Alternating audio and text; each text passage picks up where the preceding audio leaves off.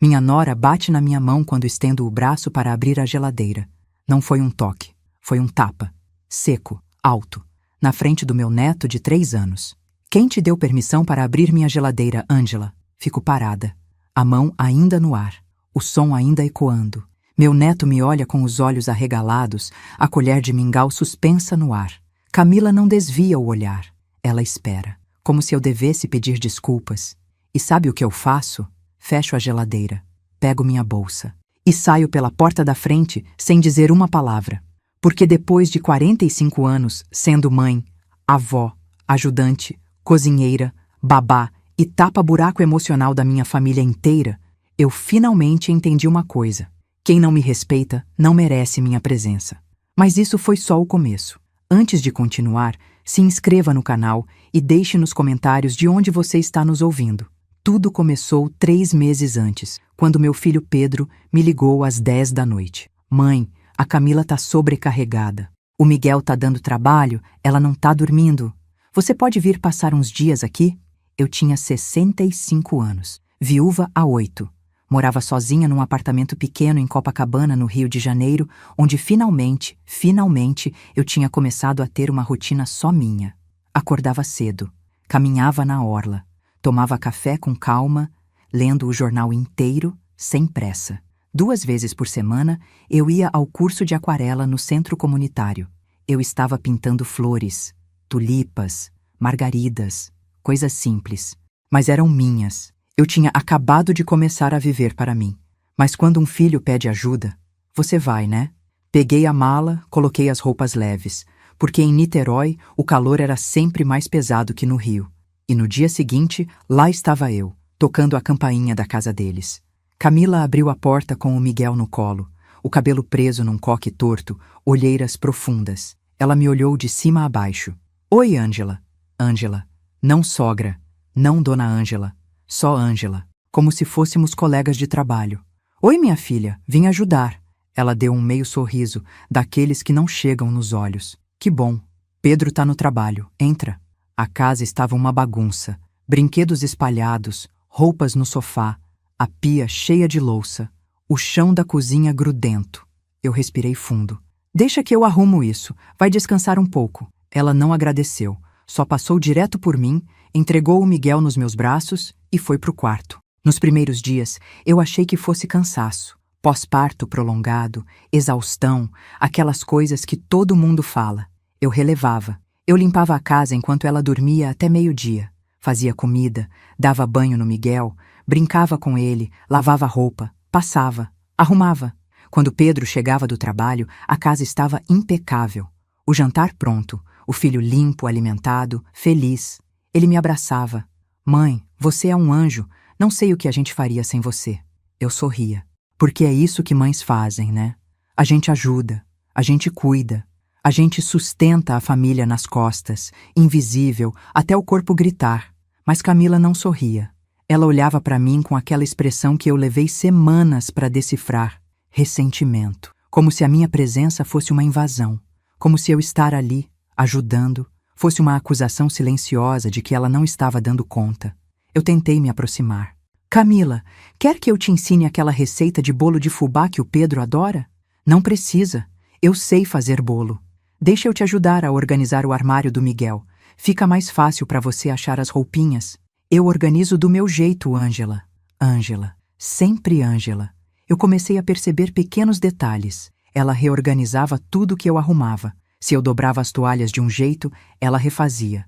Se eu guardava os pratos de frente, ela virava de costas. Se eu sugeria alguma coisa sobre o Miguel, acho que ele tá com frio, vou colocar uma blusa. Ela retrucava. Eu sou a mãe dele, Ângela. Eu sei quando meu filho tá com frio. Comecei a andar na ponta dos pés dentro da minha própria ajuda. Comecei a pedir permissão para tudo. Posso dar fruta pro Miguel? Posso lavar essas roupas? Posso usar o fogão?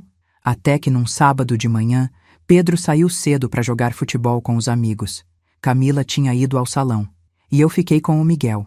Ele pediu suco. Fui até a geladeira. Abri. E foi quando ouvi a voz dela atrás de mim. Quem te deu permissão para abrir minha geladeira, Ângela? Ela tinha voltado mais cedo. Estava parada na porta da cozinha, de braços cruzados, com aquele olhar duro. Eu virei, confusa. Eu ia só pegar suco pro Miguel. Ela veio até mim, rápida, e bateu na minha mão. Um tapa seco, como se eu fosse uma criança desobediente. Essa é a minha casa. Aqui eu mando. Se você quer alguma coisa, pede. O silêncio que veio depois foi pesado, sufocante. Miguel começou a chorar. Eu olhei para minha mão. Ainda ardia. Não era a dor física. Era a humilhação, o desrespeito, a crueldade nua e crua diante de uma criança. E foi nesse momento, nesse exato segundo, que algo dentro de mim rachou. Não quebrou. Rachou, como uma parede velha que segura o peso de décadas e de repente começa a ceder. Fechei a geladeira. Olhei para Camila. Ela estava esperando que eu pedisse desculpas, que eu baixasse a cabeça, que eu aceitasse o papel de intrusa na casa do meu próprio filho. Mas eu não disse nada. Peguei minha bolsa que estava na cadeira, peguei meu celular e comecei a andar em direção à porta. Ângela, onde você vai? Não respondi.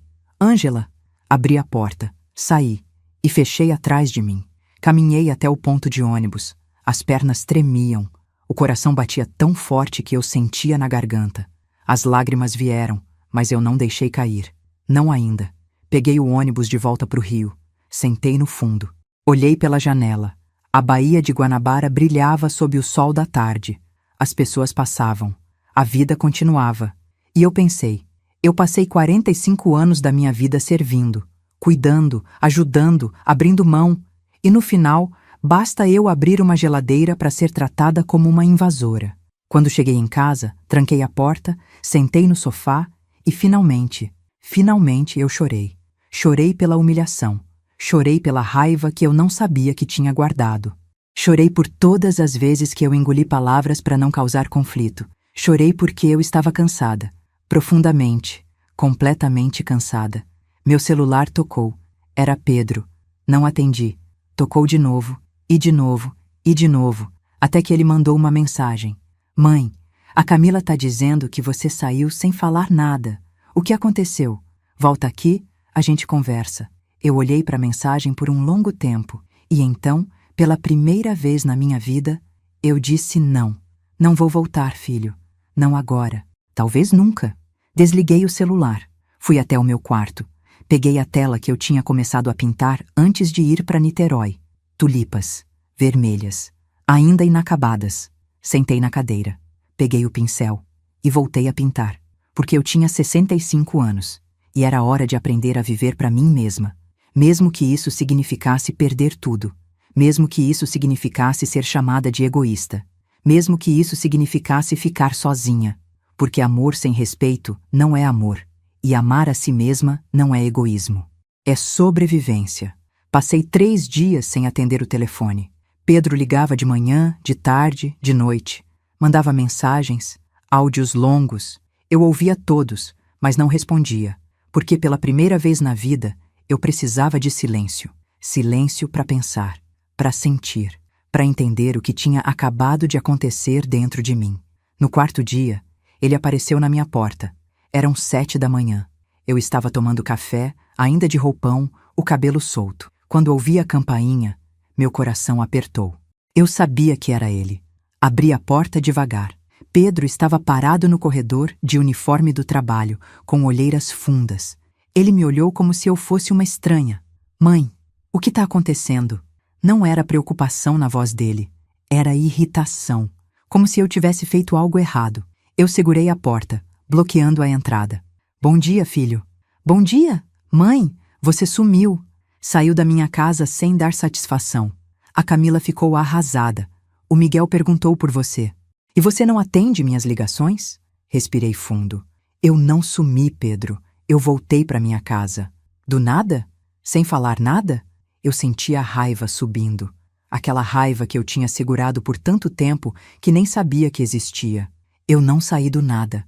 Eu saí depois que sua esposa bateu na minha mão, na frente do seu filho. Ele piscou, como se não tivesse entendido. O quê? Sua esposa me bateu na mão quando eu tentei pegar suco para dar para o Miguel. Me tratou como se eu fosse uma invasora. Me humilhou dentro da sua casa. Pedro balançou a cabeça, incrédulo. Mãe, a Camila não faria isso. Fez. E você nem perguntou o que aconteceu. Você só assumiu que eu tinha errado. Ele ficou em silêncio. O tipo de silêncio que diz tudo. Mãe, você sabe como a Camila é sensível. Ela tá cansada, estressada, cuidando do Miguel sozinha. Sozinha? Minha voz saiu mais alta do que eu queria. Eu passei 3 meses lá, Pedro. Limpando, cozinhando, cuidando do seu filho enquanto ela dormia até meio-dia. E ainda assim, eu sou a vilã? Ninguém tá dizendo que você é vilã, mãe. Mas você sabe como é. Mulher com filho pequeno fica sensível. Você tem que relevar. Ela não quis te machucar. E foi nessa hora que eu entendi. Ele não ia acreditar em mim. Ele não ia me defender. Porque na cabeça dele eu era a mãe. E mãe aguenta tudo. Mãe releva. Mãe perdoa. Mãe não tem direito de se sentir desrespeitada. Pedro, eu disse. E minha voz saiu firme. Eu passei 45 anos da minha vida sendo mãe. Cuidei de você e da sua irmã sozinha depois que seu pai morreu. Trabalhei em 2 empregos para pagar escola, comida, roupa. Nunca reclamei. Nunca pedi nada em troca. Mas agora, pela primeira vez, eu tô pedindo uma coisa: respeito. E você não consegue nem me dar isso. Ele abriu a boca para responder, mas eu continuei. Eu não vou mais voltar para aquela casa. Não enquanto sua esposa achar que pode me tratar daquele jeito. E se você não consegue entender isso, então talvez seja melhor a gente ficar um tempo sem se falar. Os olhos dele arregalaram. Mãe, você tá falando sério?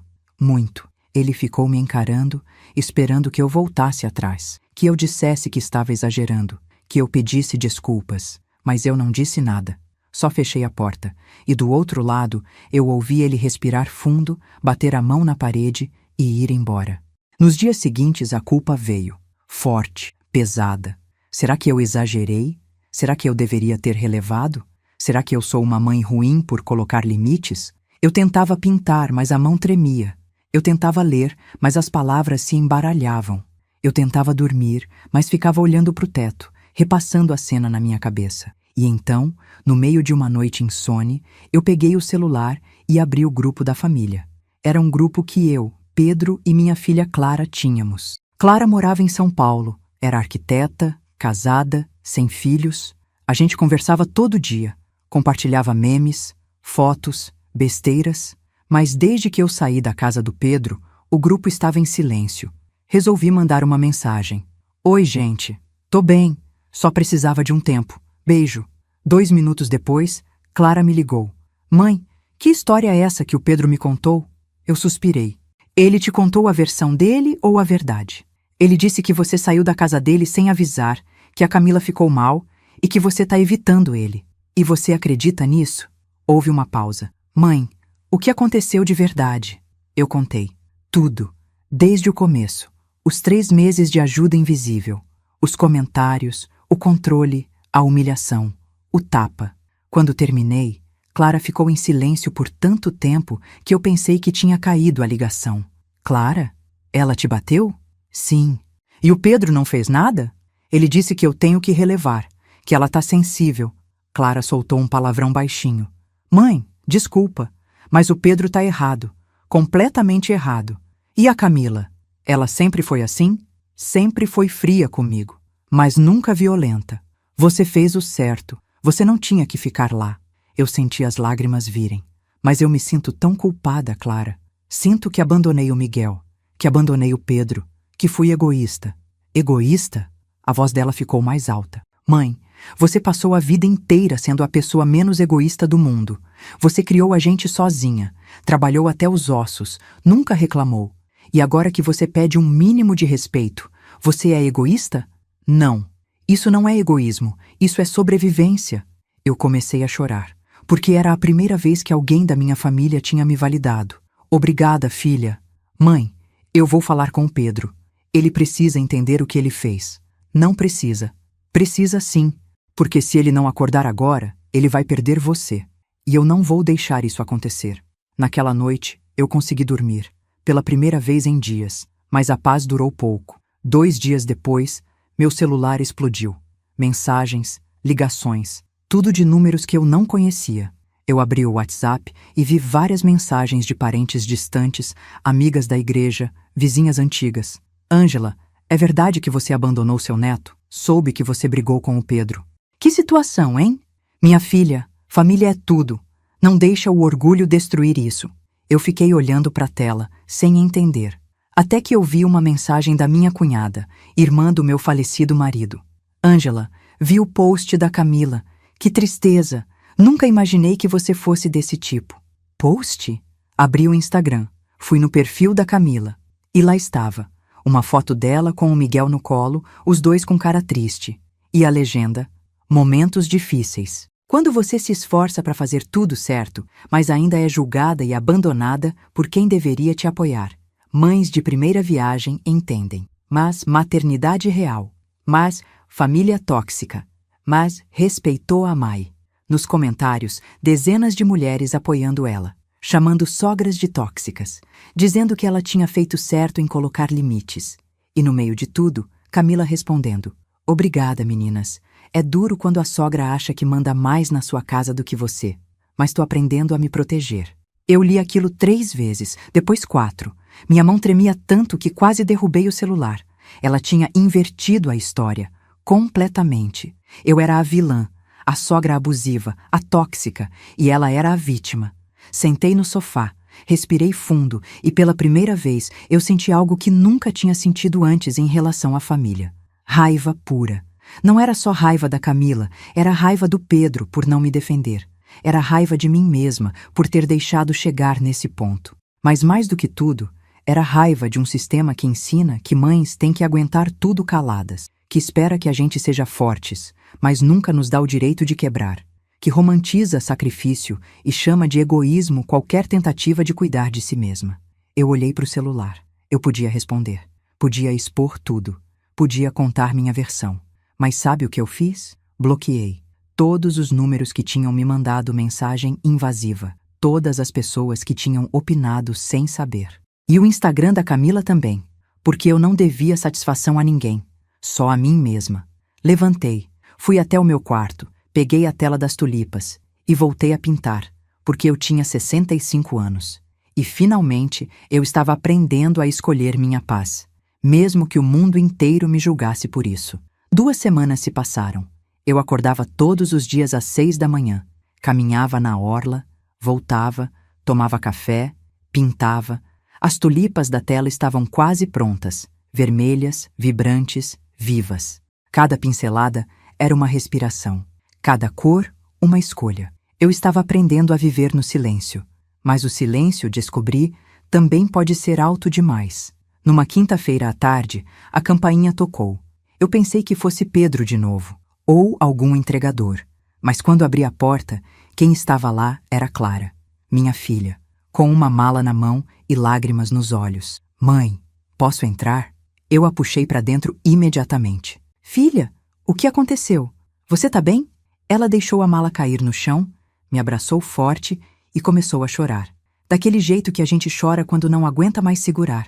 Eu a levei para o sofá, fiz chá. Sentei do lado dela e esperei. Depois de alguns minutos, ela enxugou o rosto e me olhou. Eu briguei com o Pedro. Meu coração apertou. Por minha causa? Não, mãe. Por causa dele. Ela respirou fundo e continuou. Eu liguei para ele depois que a gente conversou. Tentei explicar que ele estava errado, que você tinha razão, que a Camila tinha te desrespeitado. E sabe o que ele disse? Eu balancei a cabeça. Ele disse que eu não entendo porque eu não tenho filhos, que eu não sei como é difícil, que eu tô do seu lado só porque sou filha, mas que a Camila é a mãe do Miguel, e ela que manda. Eu fechei os olhos. E eu explodi, mãe. Falei tudo que eu estava segurando.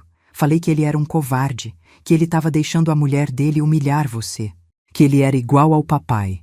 Meu peito doeu. Clara, é verdade, mãe. O papai nunca te defendeu também. Quando a vovó tratava você mal, ele ficava em silêncio.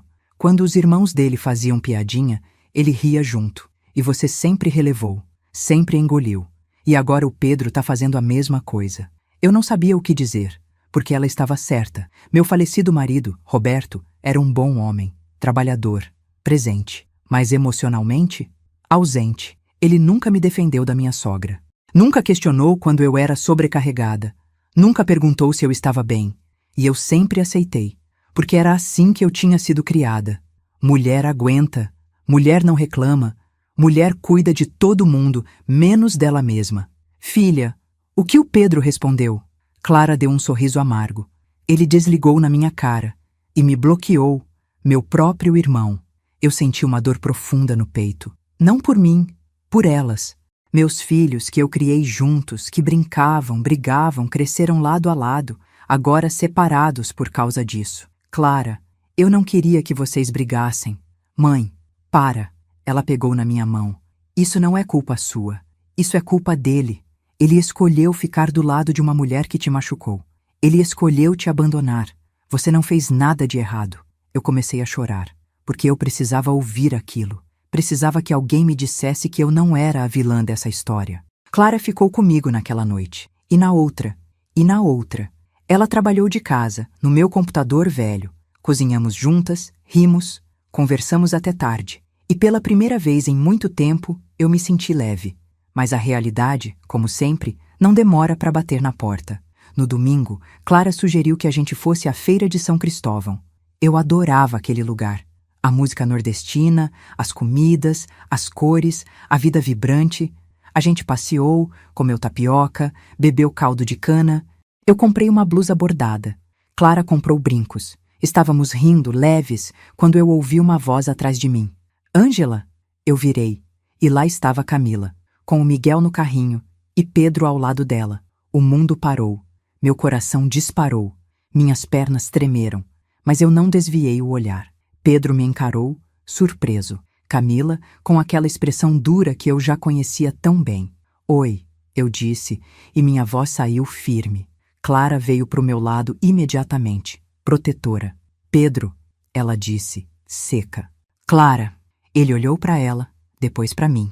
Mãe, a gente pode conversar? Sobre o quê? Clara cortou. Sobre como você bloqueou sua irmã? Ou sobre como você deixou sua mulher humilhar nossa mãe? Camila cruzou os braços. Eu não humilhei ninguém. Eu só coloquei limites na minha casa. Colocou limites? Clara riu sem humor.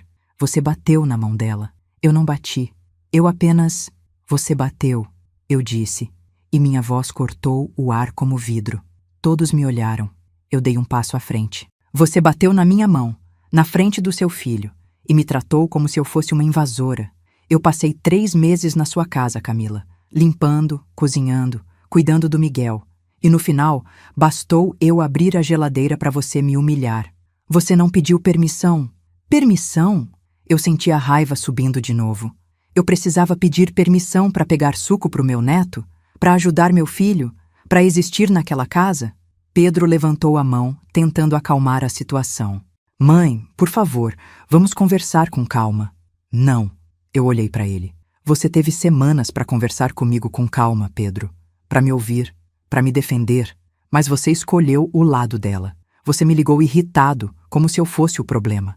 E quando sua irmã tentou te explicar, você a bloqueou. Ela me chamou de covarde.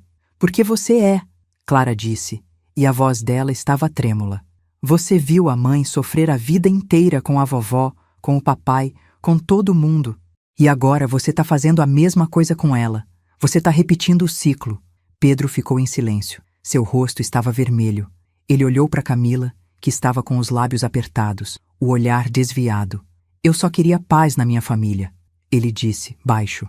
E eu queria respeito, eu respondi. Mas aparentemente para você...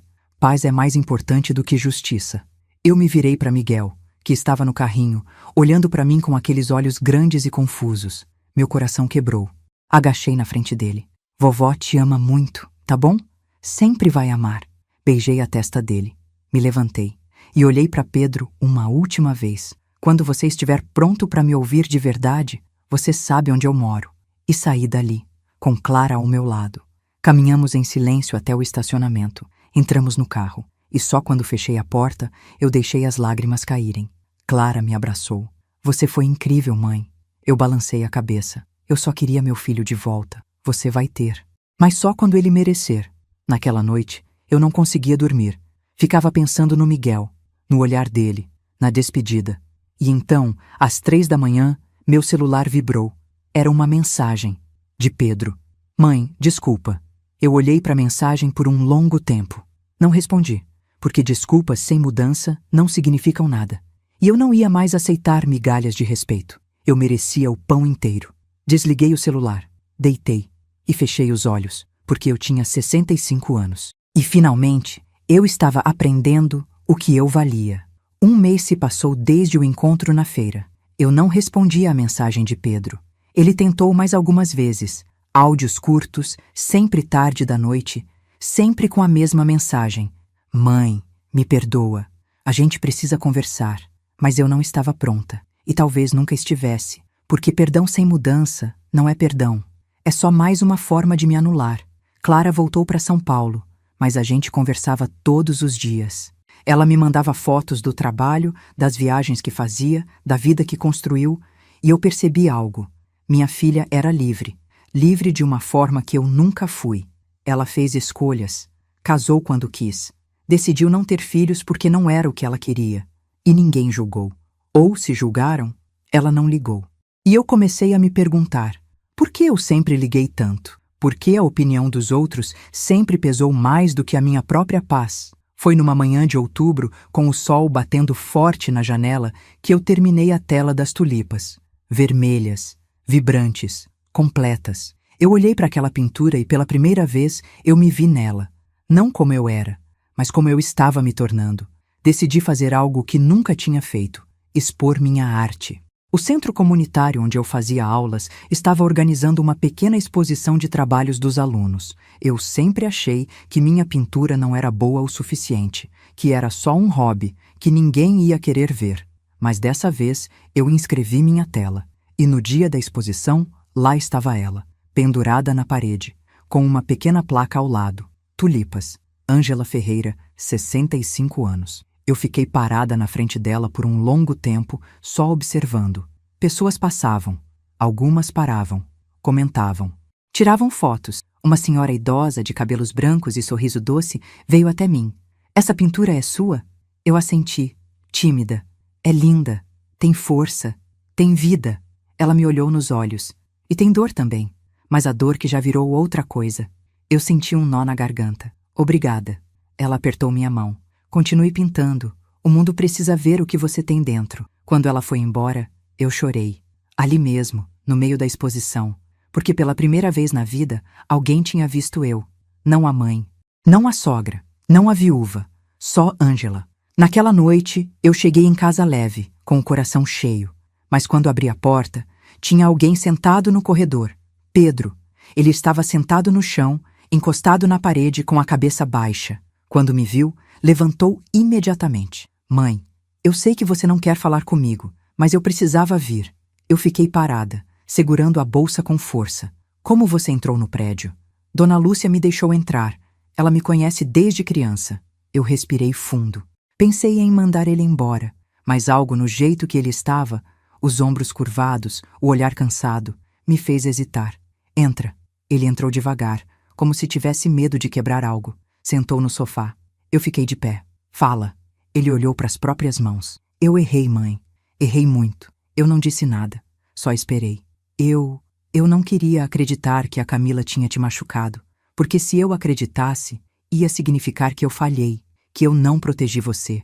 E eu não queria lidar com isso. Ele pausou. Engoliu seco. Mas a Clara tinha razão. Eu sou covarde. Eu sempre fui. Quando a vovó tratava você mal, eu via. E eu não fazia nada. E agora eu deixei a Camila fazer a mesma coisa. Eu senti as lágrimas vindo, mas segurei. E o pior, mãe, o pior é que eu percebi uma coisa. Eu casei com uma mulher que é igualzinha à vovó. Controladora, fria. E eu não sei como consertar isso. Ele olhou para mim. E pela primeira vez em muito tempo, eu vi meu filho de verdade. Não o adulto, mas o menino que eu criei. Perdido, assustado. Você quer consertar? Eu perguntei baixo. Quero, mas não sei se consigo. Eu me sentei ao lado dele. Pedro, eu te perdoo, mas perdoar não significa esquecer.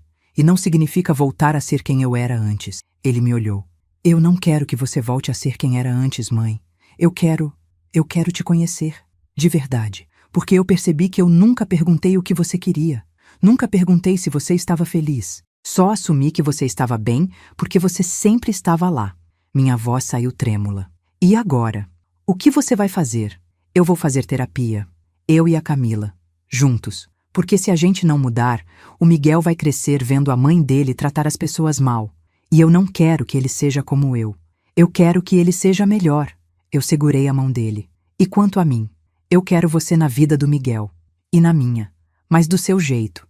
Não como empregada. Não como tapa-buraco. Mas como avó. Como mãe. Como Ângela. Eu fechei os olhos. E finalmente deixei as lágrimas caírem. Porque aquilo era tudo que eu sempre quis ouvir. 2 semanas depois, Pedro e Camila vieram até minha casa. Camila estava diferente, mais contida, menos agressiva. Ela se sentou na minha frente, com as mãos no colo, e me olhou nos olhos. Ângela, eu preciso te pedir desculpas. Eu não disse nada. Só ouvi. Eu te tratei muito mal, e eu sei que não tem desculpa. Mas eu cresci vendo minha mãe ser pisada pela sogra dela. E eu jurei que comigo seria diferente, que eu ia mandar na minha casa. E no processo, eu virei a pessoa que eu mais odiava. Ela pausou, respirou fundo. Eu fui para terapia e descobri muita coisa sobre mim, sobre minha raiva, sobre meu medo de não ser boa o suficiente. E percebi que eu projetei tudo isso em você. Eu olhei para ela, realmente olhei, e pela primeira vez eu vi uma mulher. Não uma vilã, mas uma mulher quebrada tentando se consertar. Eu aceito suas desculpas, Camila. Mas não vou esquecer o que aconteceu. Eu não espero que você esqueça. Só espero que, com o tempo, a gente consiga reconstruir. Eu assenti. Com limites. Com limites, ela repetiu. Hoje, 6 meses depois de tudo, eu acordo todos os dias e pinto. Às vezes tulipas, às vezes girassóis, às vezes paisagens que só existem na minha cabeça. Eu vejo o Miguel 2 vezes por semana. Sempre aqui, na minha casa, onde eu sou respeitada. Pedro vem me visitar sozinho, toda quinta. A gente conversa. Toma café. Ele me conta sobre a terapia, sobre as mudanças. E eu conto sobre minhas pinturas, sobre os lugares que quero viajar. Clara veio de São Paulo no mês passado. Nós 3 jantamos juntos. Eu, ela e Pedro. E pela primeira vez, parecíamos uma família de verdade. Não perfeita, mas honesta. Quanto a Camila, a gente ainda está aprendendo. Ela não é minha amiga. Talvez nunca seja. Mas há respeito agora. E isso, para mim, já é suficiente. Ontem, eu vendi minha primeira pintura. Foi na exposição do centro comunitário. Um homem comprou minha tela de tulipas por R$ 300. Não é muito, mas para mim era tudo. Porque aquela tela representava minha liberdade, minha escolha, minha voz. Hoje, enquanto pinto uma nova tela, eu penso em tudo que passei. Na dor, na humilhação, na solidão, mas também penso na força que encontrei, na Ângela que eu me tornei.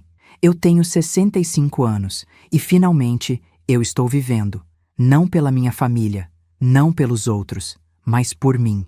Porque amor sem respeito não é amor, e amar a si mesma não é egoísmo, é sobrevivência, é liberdade, é justiça. E eu, Ângela Ferreira, finalmente aprendi isso, não com raiva, não com amargura, mas com pincel na mão, sol na janela e paz no coração. E se tem uma coisa que eu aprendi nesses 65 anos, é que nunca é tarde para florescer. Nunca é tarde para dizer não. Nunca é tarde para escolher você mesma. Porque você merece. E eu mereço. E toda mulher que está me ouvindo agora também merece. Então, se você está passando por algo parecido, lembre-se, você não é obrigada a aguentar desrespeito só porque é família. Você não é egoísta por colocar limites. E você não precisa se apagar para que outros brilhem. Seja tulipa, seja forte, seja você, sempre. Se essa história tocou você, deixe um comentário contando sua experiência. E se inscreva no canal para mais histórias reais de superação, amor próprio e recomeço. Até a próxima!